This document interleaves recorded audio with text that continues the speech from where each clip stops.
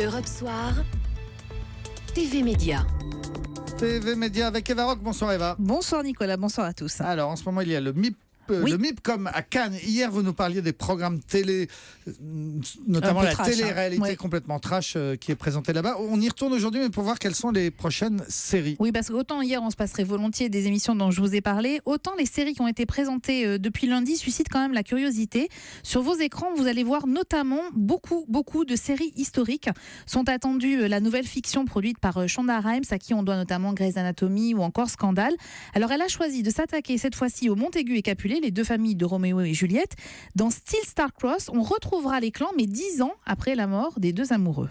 France Télévisions préfère s'intéresser à une saga sur Milady, pendant qu'en Russie, figurez-vous, la télé s'intéresse, elle, à Mata Hari, interprétée par une Française, Vaina Diokante, mais pour l'instant, aucune chaîne française n'a encore acheté cette fiction. Et alors, est-ce qu'on a des séries, des fictions inspirées de l'actualité ? En tout cas, les séries, elles racontent aussi quelque chose de la société, quel regard on porte sur notre monde, et je suis au regret de vous dire que la violence est omniprésente.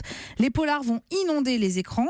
Jour polaire sur Canal+, avec Laïla Bekti, ou encore Glacé sur M6, c'est l'adaptation d'un thriller de Bernard Minier avec Charles Berling. Du froid encore en Norvège avec Monster. Alors là, c'est l'histoire de deux détectives qui traquent un serial killer dans les terres glacées. Et puis vous allez comprendre, au Danemark par exemple, avec Below the Surface, on suit un commando qui retient des otages dans un métro pendant 8 jours.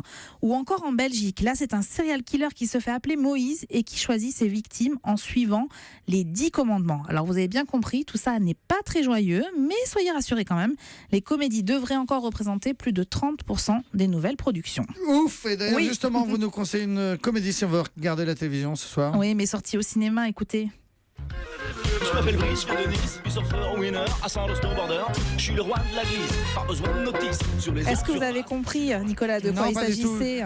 Brice de Nice Oui, ça, ou j'ai Bryce compris. the Bryce the Nice. Nice. Oui, mais c'est Et à la télé aussi, au mais cinéma. oui, non, c'est à la télé parce que M6 surfe sur la sortie évidemment du deuxième volet au cinéma pour rediffuser le premier épisode, entre guillemets, puisque c'était le premier volet au ciné. C'est à 21h, la comédie portée par Jean Dujardin. C'est jubilatoire, soirée drôle garantie. J'ai compris finalement. Ça y est Donc c'est le Brice 1 qui passe ce soir sur M6. Exactement. Merci Eva Rock.